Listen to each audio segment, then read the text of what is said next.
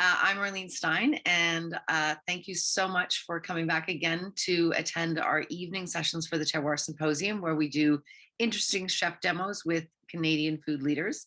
We are proud once again to be partnering with Oceanwise, an organization dedicated to preserving and thinking about the sustainability of our oceans, especially across restaurants in Canada. Erika Bolliger, thank you so much for joining us, and I'm going to turn it over to you. Thank you so much, Arlene, for having me and for hosting this fantastic session and panel and symposium.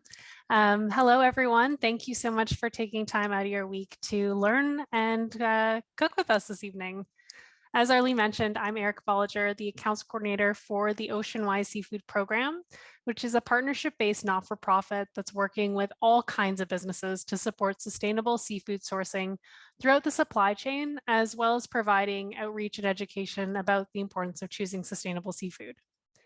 Overfishing, bycatch, and habitat damage are threatening our oceans, lakes, and rivers around the world. And although these are monumental global issues, there are accessible local solutions that can address these challenges, many of which simply by choosing Oceanwise recommended seafood, which we'll speak more about throughout the event. Sustainable seafood can be defined as species that are caught or farmed in a way that ensures the long-term health and stability of that species, as well as the greater aquatic ecosystem.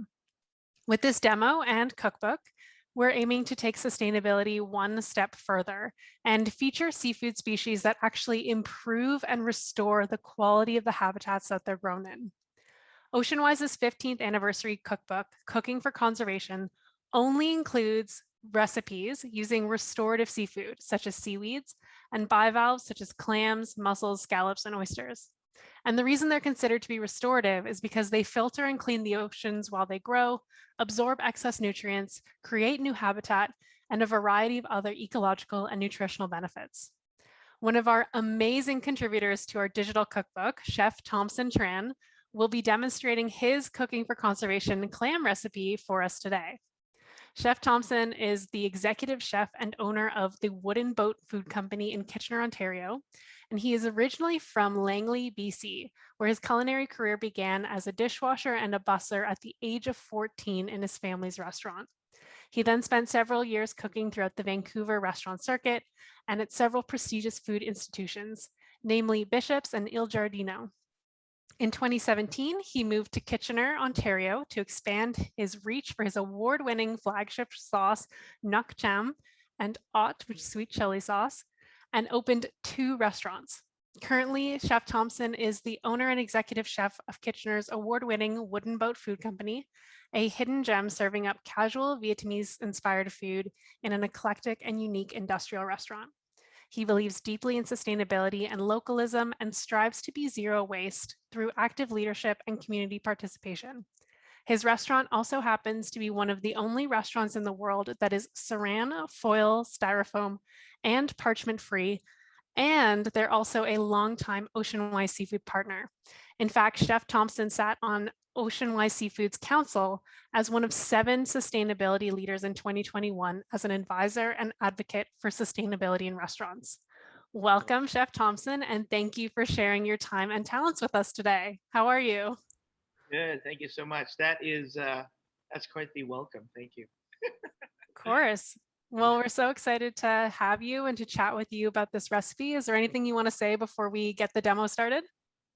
No, I just want to really thank everybody for coming because it shows a commitment and an interest in sustainability as a whole. So I think it's great that individuals who even tune in live or those who check out the recorded versions down the road. So thank you very much for caring about the environment and about our oceans, our waterways. Fantastic. Thank you so much. And we're so excited to see this recipe demo. You are not cooking for us tonight, technically. I noticed you're not in your chef whites, but thankfully you've pre-recorded this and included a whole bunch of learning opportunities in this as well. So I'm going to queue up the video and hopefully everyone can see it. I can't hear, but can you let Hey me know? everybody at Terroir, this is Chef Thompson Tran from the Wooden Boat Food Company out in Kitchener, Ontario. First off, I would like to say thank you to Oceanwise for inviting us to do this demo, as well as all the hard work that you do to make sure that our oceans around the world are free, are sustainable, and will provide seafood for many years to come. And of course, the Culinary Tourism Alliance, thank you very much for this invite as well. It's an absolute pleasure to give you this little demonstration to share what the Wooden Boat Food Company does, and this very simple recipe called pantambisa. Now, traditionally, this noodle dish is done with the little vermicelli noodles, but here in North America, it's really easy to go for something like udon noodles. And of course, the number one thing we're talking about here is bivalves, okay? Bivalves are really anything with a hinge with the two shells. These are manila clams. There are many other kind of clams that you can use, even gooey duck, you can use cherry stones, quahogs if you're out in the east, in New England area. But again, manila clams are what we're going to be using here. They are in Cortez Island, just off of the coast of Vancouver here. Really sustainable. And again, this is our number one pick for this dish. So let's talk about carrot pickles. So the number one thing here for the carrot pickle, you gotta have your carrots shredded. You have daikon. Now, if you don't have daikon radish, okay, that's a very long Vietnamese, Southeast Asian radish that has very little bite compared to our North American westernized version, a red radish. But you're welcome to use this as well. If you've got a mandolin at home, great. You know, I mean, most restaurants we do. So I'm going to add a little bit of color here using, just again, regular whole radish. Okay, again, it is local. It's in season most of the year. Really adds a lot of vibrancy, color, crunch. So in a bowl, really simple. Really important here, you add enough sugar to balance that acidity. So I'm going to be putting in vinegar. Okay, so white plain sugar, and a pinch of salt. Okay, that salt's going to help to kind of wilt it. And I'm going to say at this point, this is where you can add your vinegar. Now, traditionally you can use straight vinegar, just vinegar, but I like to add a little bit of water, and that kind of almost just takes away the pungency of the pickle. So I'm going to say just enough to kind of cover the bottom. Okay. And you notice this is really important that you do it at the very beginning of the recipe. Okay, and you notice it's not a hot pickle. This is a cold pickle. Okay, and it's going to do the same thing. You'll be very surprised. And of course, this keeps in the fridge in a covered container, no metal, because that's going to react with the acid. It'll last months and months in your fridge. Okay, so that's done. I'm going to set it aside. You know, let's move on to our noodles first. So as I was mentioning, these are tapioca starch noodles. You can find them in your fresh section. You can also get vermicelli, but you can look for the thicker vermicelli noodles. Or even easier is the udon noodles you can find in your dry area or in the freezer section of your grocery store. Okay? So into some salted water. Okay, now this is really important. Don't go longer than about, I'm going to say maybe 45 seconds, or as the noodles break up. That's what you're going to do, okay? You're going to take it off the heat right away, and you're going to strain it. So make sure you have a colander somewhere handy. So while we're kind of talking about this dish, it is a very traditional dish that comes out of the southern part of Vietnam, which is where my family's from, in the Mekong Delta.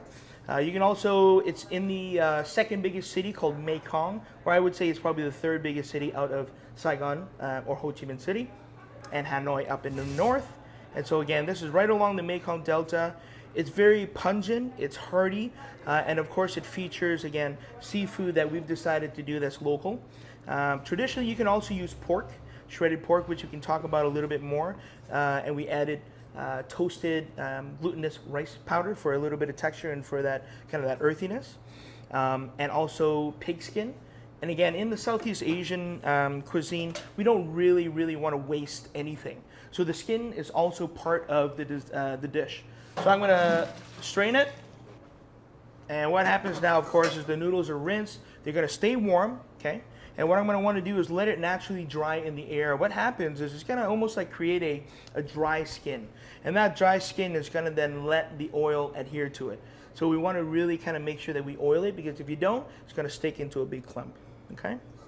So tapioca noodles, udon noodles, vermicelli noodles, they all work for the same purpose.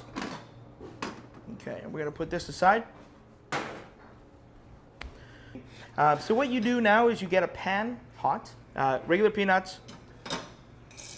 Okay, and at this point, I'm just going to kind of let it do its thing a little bit. Dry utensil. By all means, if you have a pan and you want to do it in the oven, go ahead. I just find that this, of course, takes a lot less time. It's direct heat, and in a hot summer, we're not heating up the whole kitchen. Okay. And so for the peanuts so far, that's about 15 seconds in. I'm starting to see color. I'm starting to see this. You can notice that I'm moving it around, making sure that I am moving it. Otherwise, you get one dark spot.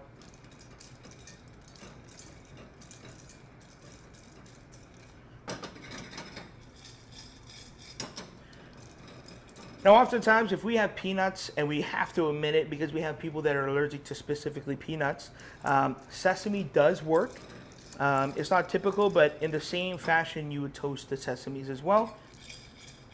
Okay, and sesame seeds are going to take a fraction of the time. So I would say probably like 30 seconds.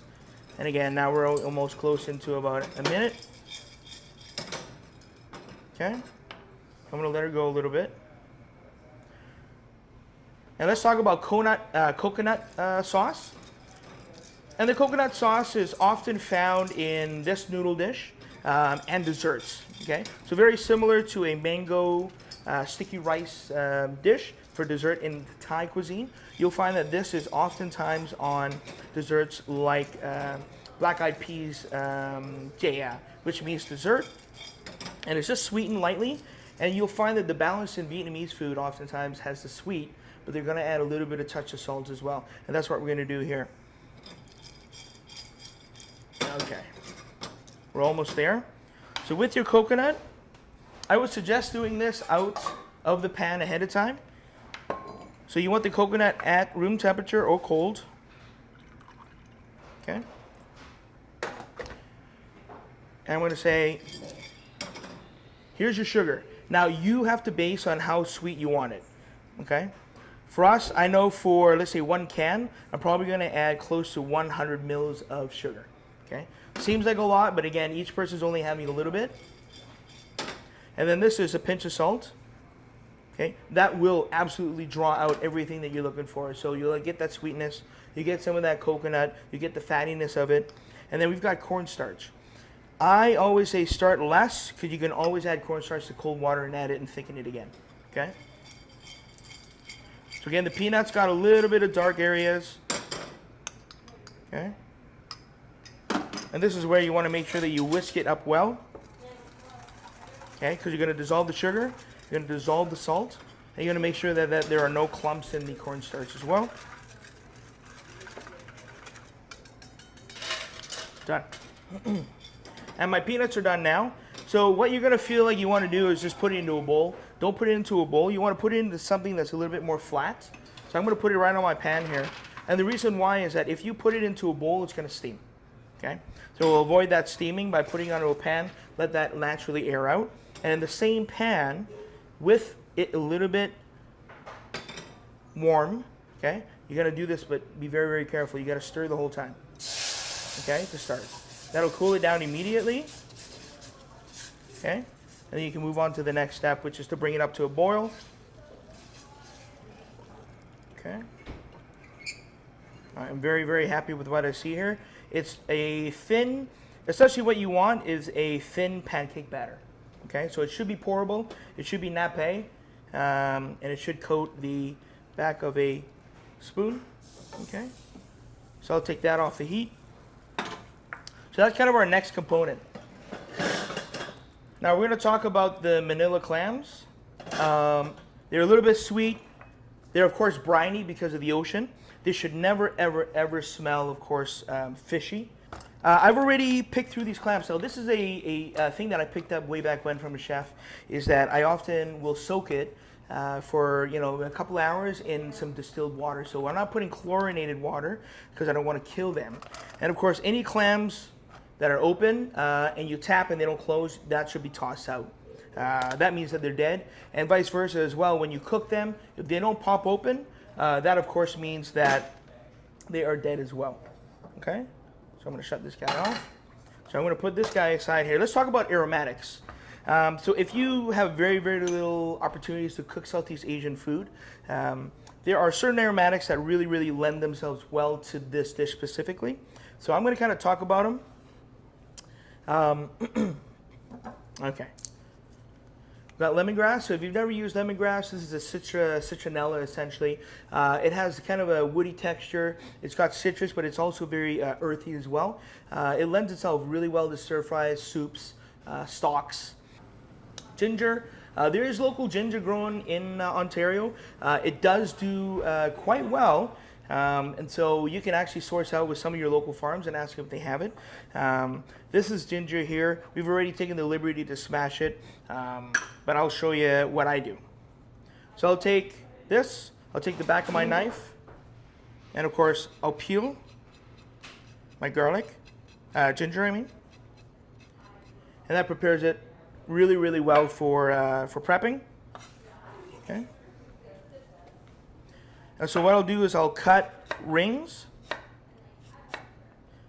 about, I'm going to say about a centimeter thick or so, okay, and that's going to allow you to smash it.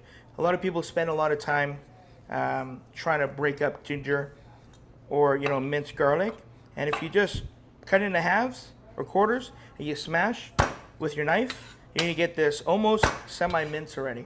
So again, okay, don't waste time trying to chop, chop, chop. And then once it's minced like that, you just run your knife a few times over.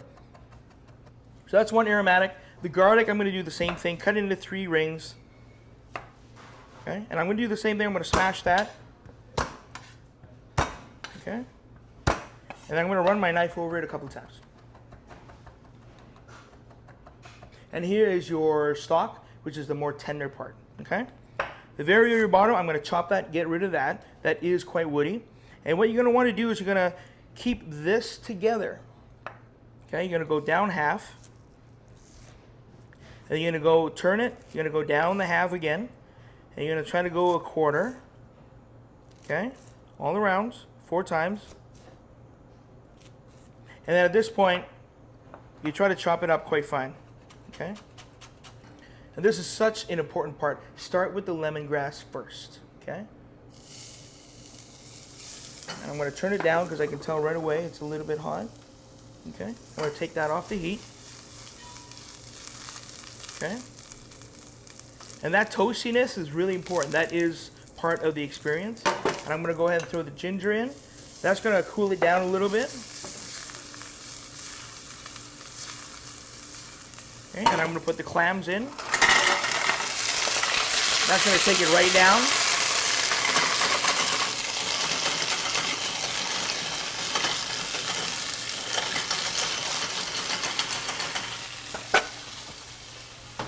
Now at this point, in Vietnam we don't really cook with wine, but in Chinese cuisine you can use Shaoxing wine, which is a cooking wine. At that point it would help kind of deglaze everything, take things off the bottom of the pan. Okay. This is optional. Red chilies. They're super spicy bird-eye chilies. I try to use just like a couple. I almost say 1 per person is a nice amount. I do eat things a little bit spicier, so I'm going to add 4. Okay. And again, you don't have to split it open if you don't want that full heat, the intensity of the heat. Okay, I can see that the natural nectar of the clams are coming out now. Add a touch of water. Lid on. I'm going to crank it. Now, I didn't add any salt. The reason why is because our nuc chum that's going to be served with it, it's going to be salty enough, it's going to be sweet enough, it's going to be sour as well. That balance of those 5 flavors, there's a touch of bitterness from the intentional toasting of the lemongrass and the ginger and the garlic.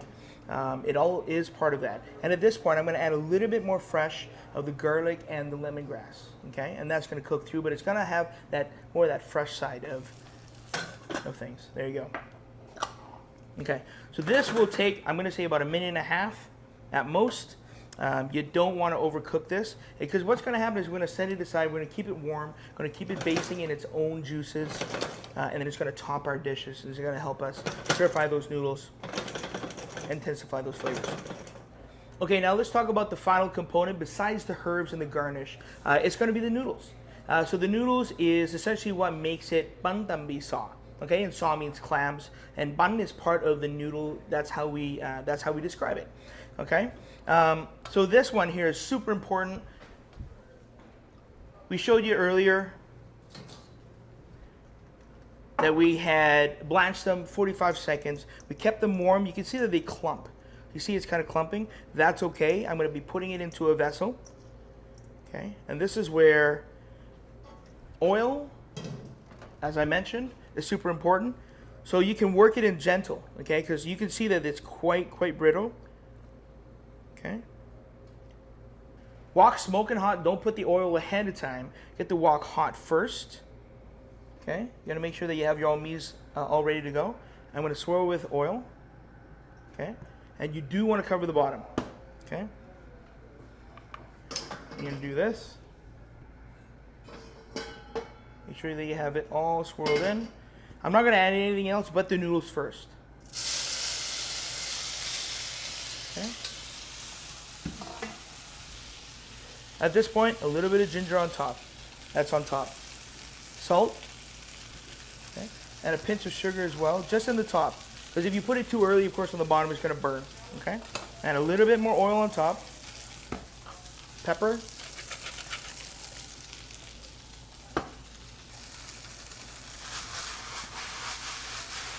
Okay, now I'm going to leave it alone. I'm going to get it super crispy so that when I invert it, it's going to have a little bit of that dark toasted color. So while it's going, I'm going to reach in. I'm going to grab a couple of these clams just so that we can kind of talk more about the opportunity of finding and using sustainable seafood that's good for us, that's good for the planet, and of course it's good for our kids in the future. So at the Wooden Boat, you know, we have choices. We make choices every single day of what we purchase, what we use. And when it comes to seafood, we are adamant about using 100% Oceanwise recommended seafood. We're also really interested in like MSC as well, Marine Stewardship Council. We feel like their partnership has really helped us blossom as a restaurant, as leaders in the industry for sustainability. And I would implore you the same way. You know, we have choices day to day. And you know what? It's good for the planet. It's good for us. It's delicious. We as chefs, of course, are the gateway towards you know, food education, food literacy, which I am a huge advocate for. The better that we understand where our food comes from, where it's going, and what the future looks like is really important. And then we're moving on to our plating here. Banana leaf, of course, for presentation. Center. And this can be served room temperature, which is fantastic. You don't have to serve it smoking hot like we are here today. Okay. And again, this could be an entree, this could be a starter. It's really kind of up to you. I'm going to let it cool down a smidgen. Okay. Okay, we're going to start with our coconut sauce. That's going to go on the bottom. That's about 2 ounces to, let's say 3 ounces. Okay. And then we're going to add our cucumbers. Again, you can cut batons or rounds. It's up to you. We can add a little bit of our chives. Okay. Again, fresh is best. Mint, because I love mint. Okay, and that's very indicative to kind of Vietnamese cuisine. Fresh herbs. Rau rum, which is Vietnamese coriander. A little bit of cilantro. And here's our pickle that we made a little bit earlier. They can go on the side as well. Okay. And of course, last but not least, the most important part here is the clams. Okay, these are the ones that have been shucked already. There you go. And of course with nuc cham, now if you want to learn how to make nuc cham, it is on the recipe. So this is our dish here, bantam bay sa, with restorative clams. For more information, please go to our website, wbfood.ca. You can contact Oceanwise anytime for more information as well. Thank you so much, and try the recipe. Thank you guys. We'll see you soon.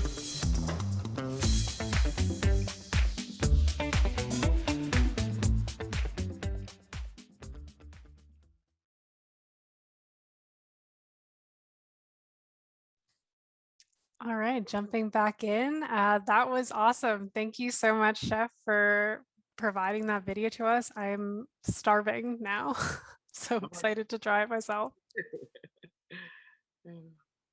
We already got a question in the chat, and it was actually one I was going to ask you as well. So let me just pop it up, but I believe it came from Isabella. Oh, we got people also saying great video. Agreed. Okay, so the question is, Chef, can you speak to what you love about this recipe and what made you want to include it in the Cooking for Conservation cookbook? So, and I'll be completely honest, this is one of my absolute favorite dishes growing up as a kid. So it was just a very uh, clear winner for me.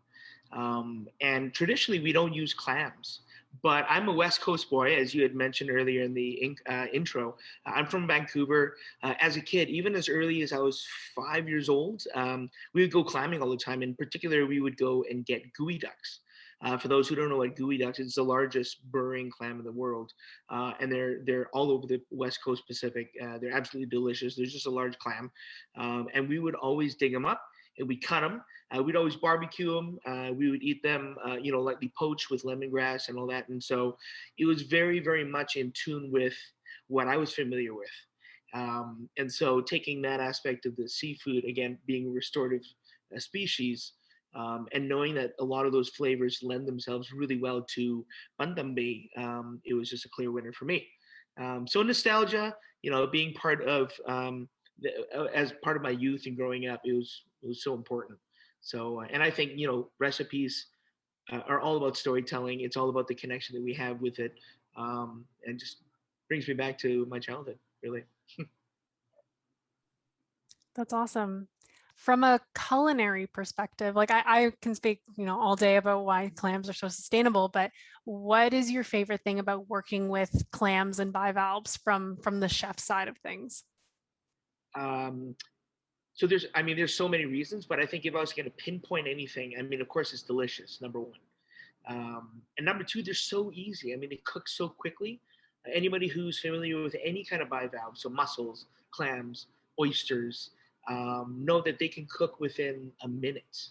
They really can, from raw to ready to go on the plate. So for chefs, for us, we'd rather serve something fresh than something that's been stewing or braised, even though there's a place for it. But it's so delicious, it's so quick. It's buttery, it's meaty, it's sweet and salty, briny. It's got seasoning already. You don't have to add salt. And it produces its own jus.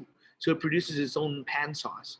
So, to that dish, I didn't even add any salt to the clams itself. So, and they cut through everything.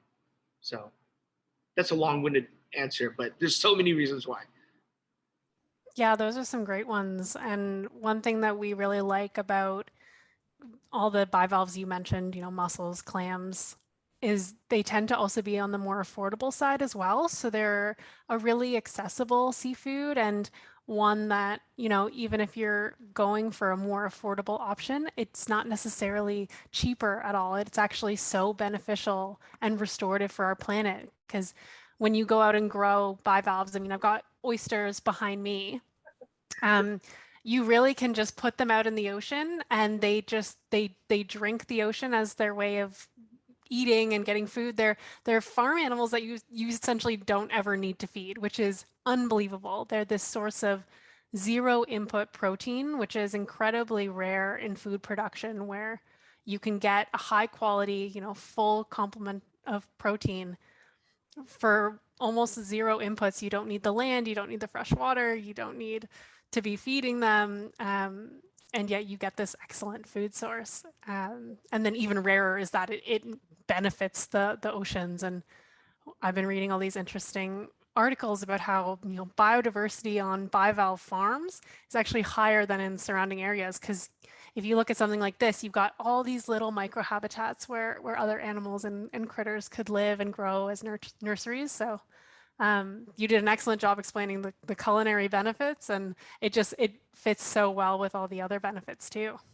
Well, I think what you're talking about, it being again like this microcosm of amazing filter systems, and it.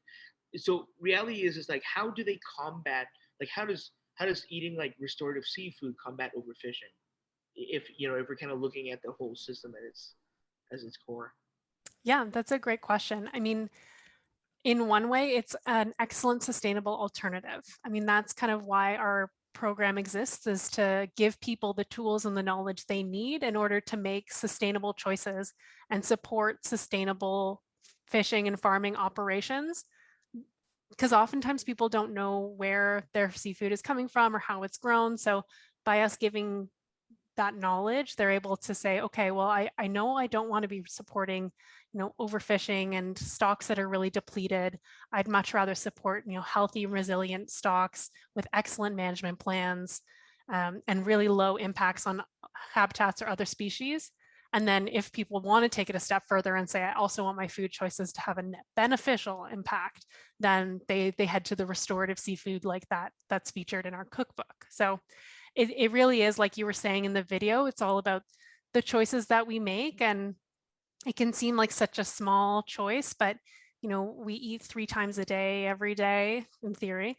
If that's your average, some people go way more and they do lots of small meals, but that's okay. But you have so many opportunities in your life to have these small choices really add up and show support for those fishers and farmers that are putting in that extra effort, who have made the investments needed to have sustainable operations. And it's really exciting that we're seeing more and more people taking the time to learn. And once they know and they understand, and again, like you said in the video, chefs are so influential in that space and their ability to connect with people because they get to sample and try the food themselves, then there is that shift in thinking. And that's why we call it the sustainable seafood movement, because it really is a movement of people making more sustainable choices every day. No, I couldn't agree more. I mean, and there's a lot of chefs it's interesting because the conversation used to be wild was better than farmed. And I think, and, interject if you can, farmed and wild doesn't, one is not better than the other. It's just about how they are harvested or how they're raised. Am I correct on that? Yeah, absolutely. The kind of amazing thing about seafood is the variety in it, but that's also the really complicated thing, because anytime someone asks me, oh, is this fish sustainable? My answer is always, well, it depends. Tell me where it was grown, tell me what gear they used. So there are, really excellent wild caught species. And then there are some that if you're going out with huge trawling nets the size of football fields and you're catching everything in order to get that fish, well, then that's not a sustainable practice. So even though it is wild, it's not necessarily better. And the same goes with farmed. You can have really excellent farming operations, like our Bivalve and Seaweed farms, but also there are some really exciting land-based aquaculture operations that they don't interact with the ocean ecosystems at all. So you don't get the kind of pollution that a lot of people are concerned about. So those are the excellent ones. And then there are some terrible ones. And that's what we're trying to help, again, move the needle towards more sustainable systems. So yeah, that's a really great question. And I think those kind of common misconceptions of like, wild is always better than farmed, or, fresh is always better than frozen, like might be some limiting factors to people even wanting to approach seafood, because it just can seem so complicated. But from your perspective, what do you think is the biggest barrier or barriers to people including more sustainable or restorative seafood in their diets? Awesome question. Before I had you guys as a resource, as a young cook, working in a bunch of restaurants. And again, I would say 75% of the restaurants didn't necessarily care about sustainability. They didn't really care about what Oceanwise meant or any of these certifications.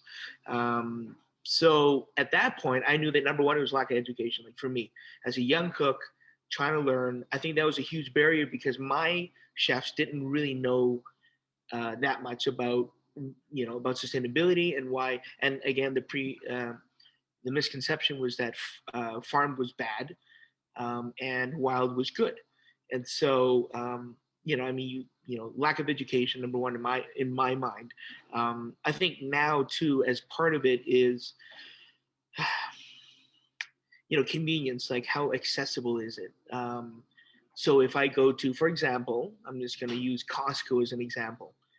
If I go to Costco and they've got this one, but they don't have an Oceanwise recommended option, then I'm just going to go for it. I'm just going to buy it without asking. As a regular consumer, I, of course, know better, so I just don't buy it. So I think that's part of the convenience, the accessibility of it. And then, as we had mentioned, things like pricing as well. So depending on where your demographic is, my community who supports the Wooden Boat Food Company in Kitchener, they tend to be middle class income folks who do quite well, and do find it important to support sustainability, to support local food systems, to support the local economy. Go to us because they feel like they can trust us because we are partners with you, and we're also partners and certified, FISON certified with the CTA. And that is a third party that really vets and makes sure that we are doing what we say we're doing. So I think education, a lack of education is the key. And I think as we continue to dialogue, we talk about it, especially chefs, because we have so much pull now. We're everywhere. And I think the most popular chefs, if you're not pulling and doing your part, then I think you're doing a disservice to our food systems. I think it's important that the Gordon Ramsays are talking about why he or she is choosing this, and and why Jamie Oliver does this and that. And so making money is great, but making money on the backs of our oceans, I think could be fixed. I think we're on the right track. So more education. Yeah, I think that's a really great. You touched on a ton of good points, and I can personally relate to that experience of being in the grocery store and not really seeing an easy one way or another, is this a sustainable choice? One of the first projects I did when I joined Oceanwise almost 2.5 years ago is I was going to write an Aquablog article about how easy it is to make sustainable seafood at home. And I went to my local grocery store, and Oceanwise has a sustainable seafood search engine. So easiest way to find sustainable seafood is to go to our partner map. You go to a location, the sustainable seafood is going to be clearly labeled. If you're not at a partner location, we still have our seafood search engine. So as long as you know the species and where it was caught and what gear was used, you can figure out, yes, this is sustainable, or no, it's not. So I had it open in my phone, and I went up to the counter, and all it said was tuna. And I was like, this tells me nothing, because I don't have the species. I don't know where it's from. I don't know what gear was used. And so now I can't even make an informed decision. And, unfortunately, the person wasn't able to answer my questions either. And I ended up going to 3 different grocery stores before I ended up in the frozen seafood section, where we have a lot of our Oceanwise partners offering frozen sustainable seafood, and really clearly labeled because of the packaging. But what I'm hopeful for is that more people asking those questions will encourage those businesses to dig in and look for answers. And if they don't want to delve into the complicated world of seafood, then that's what we're here to do, is to help them understand where their products come from, and then communicate that really clearly to customers. Yeah, I mean, it's funny because I reach out to you guys all the time. I feel bad because I'm always sending you guys emails as, hey, what does this mean? Why is this here? And and what's the better choice? But I mean, I'm so glad I have you guys, because I mean, the internet's the internet, right? So there's a lot of misnomers, misinformation, things that aren't necessarily true. So it's good. Yeah, I've been blessed to have you guys around to ask questions. So. Yeah, and we're appreciative that you do ask, because we know you're spreading that knowledge. We should get to some of these questions coming in at the chat. This is just getting so good. So first one is, excellent demo. Praise to you, Chef. Can we get a sample? My understanding is we will be sharing the recipe after, so we encourage you to try that for yourself. But I don't think we can send those fresh clams around the world. Well, Am I right? You can always do organic oceans. They have biodegradable packaging, don't they? They go straight to your house. Yeah, they're great. And our founder, Chef Rob Clark is now connected with them, which is phenomenal. So good plug. Another question here, I think, is for me is great demo and great concept. However, is there not a potential issue with pollution? If I'm not exactly sure what type of pollution you're referring to. So if you're willing to elaborate, that would be great. I know that sometimes on farms, the gear itself, like what the bivalves are grown in or on, might be a concern, but my understanding is a lot of times that is able to be brought back in and either reused or disposed of pretty easily, especially like if you have something like a mussel farm, they're grown on ropes that kind of hang out in the ocean, and baby mussels are seated onto the ropes and then they just kind of grow out and you haul the ropes in, and then I believe you can put them out year over year as long as the rope stays strong. But I will admit that's not my area of expertise. We focus more on the sustainability and the ecosystem impact of the farm itself. But yeah, happy to look into it more. And if you do want to dig in, feel free to email us seafood@ocean.org. Another question here, farm raised was associated with GMO. Is that true with seafood? I don't believe so. I know there were some concerns about GMO seafood, but my understanding is that Oceanwise is not recommending any GMO seafood. If you're referring to the feed itself, again, I can't speak to that, but what I do know is in order for food to be considered organic, so that includes seafood, you have to know exactly what it's eating. So seafood that's grown out in the ocean, for example, you don't know exactly what's going to float through those nets in terms of like salmon farms, but on land, you can actually control exactly what food they're eating and what they're being fed. So we do have one excellent land-based salmon producer called Cape Door Salmon out in the East Coast, and they do certified organic farmed salmon on land. So let me know in the chat if I've answered your question. If you have follow-ups, feel free to jump in. I'll throw another question to Chef in the meantime. Where do you see kelp and bivalves fitting into our diets in the future?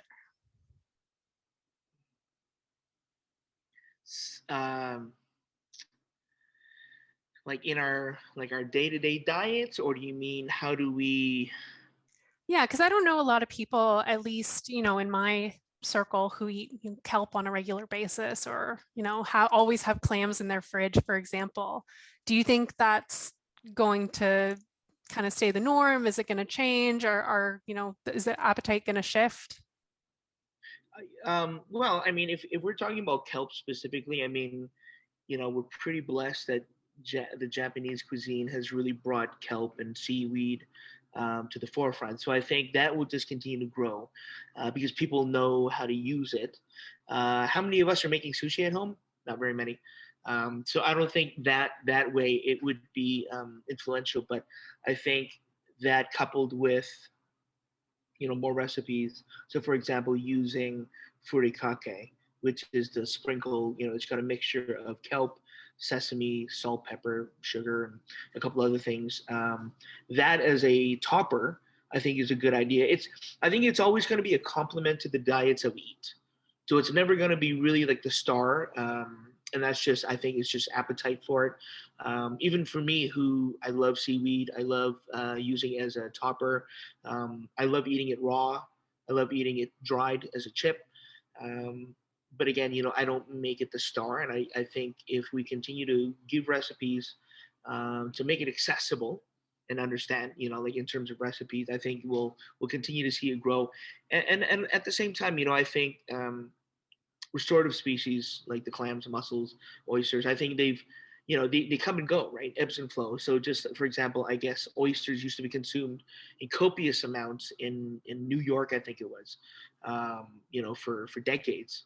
And then they came out of fashion, and of course are now back in fashion again. So I think there's ebbs and flow. I think with kelp, I think it'll continue to grow. You know, we're just going to find more uses and more versatile opportunities for it as a healthy alternative. I know there's a ton of nutrients and vitamins in kelp, and of course, it's a huge carbon dioxide absorber, I guess, isn't it? Kelp as well. So, correct me if I'm wrong on that. It does, need to absorb a ton of carbon dioxide because some kelp, like giant kelp, will grow 4 feet every day or 2 meters a day. So it does take a lot of carbon. I mean, if you're having the kelp to then eat, I mean, we kind of release that carbon in our own special ways later down the line. But if it is able to, drift to the bottom of the seafloor, that is, sequestered and stored for a ton of time. So it depends, what the purpose of your kelp farm is, but yeah, you still get all those ecosystem benefits. And it's really cool, the concept of 3D farming, where kelp and bivalves are actually grown together. And that's one of the features in our cookbook is we have a kelp section and we have a bivalve section, and then we have a section of recipes that feature both, because when they're grown together in nature, they actually help each other grow. So the bivalves, they're filtering out excess nutrients and making the water clearer. So the kelp can photosynthesize more effectively. And then in the, on the return side, kelp, as it's absorbing the carbon while it grows, like you were saying, it actually reduces, or it combats the acidity of the ocean in the local scale. So in those farms, because carbon in the water is what makes the water more acidic, and the acidity will break down those the calcium carbonate shells that the bivalves have. So they're really kind of supporting each other, and then they also taste great in dishes together. And you're right, like seaweed is a superfood. Some species have more vitamin C than citrus, more vitamin D than milk, more iron than red meat, more protein than eggs and soybeans, and it's also high in iodine, which boosts your thyroid. I mean, again, not my area of expertise, but in doing research for the cookbook, I just came across all these additional benefits that I didn't even expect as I was putting it together. So yeah, really great point. I hope we can find more ways to include it in a more standard way. I know there's some experimentation with things like seaweed pastas and like integrating it with grain, or like I've seen some interesting like seaweed Nanaimo bars, and yeah, you can probably speak to that as a chef. Yeah. I mean, it's well, Ned, good old Ned Bell, right? He's got an awesome brownie recipe that includes seaweed, and so he's adding nutrients to it. He's adding that umami, because kelp does have that umami factor in it as well. So yeah, I mean, and I'll go back to what our role is as a chef. You bring agriculture, you bring, again, suppliers, distributors, seafood manufacturers, everything onto the plate. So the plate is our canvas, and if we're not speaking and we're not telling a story with our canvas, our plate of food, then what are we doing? So I think as chefs become a little bit more proficient with using things like kelp, I think the general public will start to use a little bit more as well. And I think that's just an ongoing dialogue, an ongoing conversation that we just keep going. I think we're in the right direction. And if I was to go one more step further with, adding it more into our diets and things, I think it's accessibility as well. So making sure that it is on every shelf, that it is everywhere, and that there's lots of education around it. So. Yeah, totally agree. And just feeling really thankful that there are chefs like you out there who, have that perspective as an educator, because it really is so powerful. I mean, so many people are daunted by seafood in general because, you have over 750 species of just fish that have fins. And then you throw in things with shells and things with claws and tentacles, and again, the variety is part of what makes it so exciting, and some of the time so sustainable, because you can, if one is not doing well, you have all these other options available. But as someone who's approaching seafood for the first time, maybe didn't grow up eating it, they're gonna look to chefs to prepare it for them, to pick the species, to show them how to enjoy this food. And so it is a huge responsibility, whether people take it on or not. So it's exciting that we have so many fantastic chef partners and restaurants that are really leaning into that responsibility and saying, I know I'm the educator, and I'm going to take it upon myself to learn and have partnerships that help me figure out what I'm putting on people's plates. And then, hopefully after they enjoy that delicious clam recipe, they'll go and they'll buy it themselves, and it'll start to be integrated more into their diet, and they'll become comfortable with it. So that's what's the exciting thing about the sustainable seafood movement and why we love working with chefs. Well, we're and it's funny because one of the things that everybody knows how to use seafood for is like chowder. And of course, Oceanwise Chowder has always been a success because everybody loves chowder. So I think, if we had something like a kelp chowder or, something like that, again, it really only takes like one chef, big name chef, to say, hey, I'm going to do like a bacon kelp burger with, whatever, like a clam sauce. And people try and they're like, oh my God, and then everybody's going to do it. It's trends. So, yeah.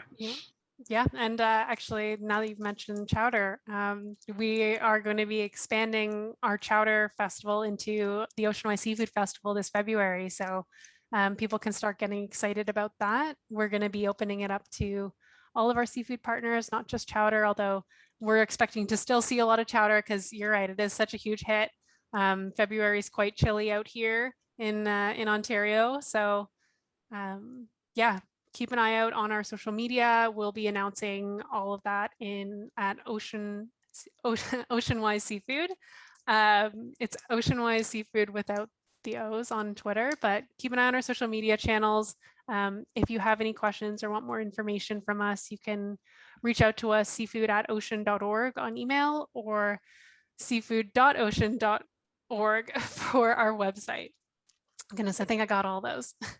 And you know what I'll say to like all the patrons out there, all the consumers, you have so much influence on what chefs, restaurants, supply, like retailers will do. So if you just, the best thing that you can do is support those who support it, number one. Number two, ask the questions, like just, not in a like an aggressive way, but a nonchalant way, just wondering if you have anything that's Oceanwise recommended, and just start by that. Just start by purchasing it. Moving from this.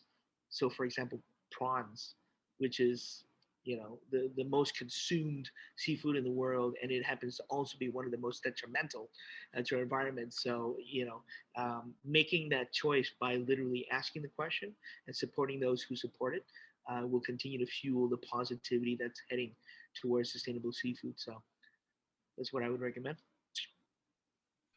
Fantastic. Well, it doesn't look like we have any more questions coming in, so I think we can start wrapping up. And Arlene, please feel free to jump back in at any time. But I just want to say thank you so much, Chef, for sharing your time and your talents with us, and that fantastic recipe and demo, which I believe we'll be able to share after the event. And for anyone who finds themselves in the Kitchener-Waterloo area here in Ontario, the wooden boat is a must try. I will say for sure. And again, if you're looking for any more information about Oceanwise, you can find us seafood.ocean.org or at Oceanwise Seafood on social media. And thank you so much to both of you. Thompson, amazing.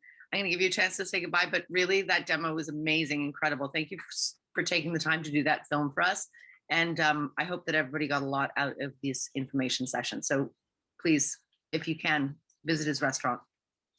And thank you again, everybody. Enjoy your time together. Enjoy eating sustainably, and reach out to me as well if you're ever interested in finding out more about what we do. Thank you. Thanks so much, Thompson. Thanks so much, Erika. And for everybody who's joining us, we will be back in half an hour with a session on pescatarianism.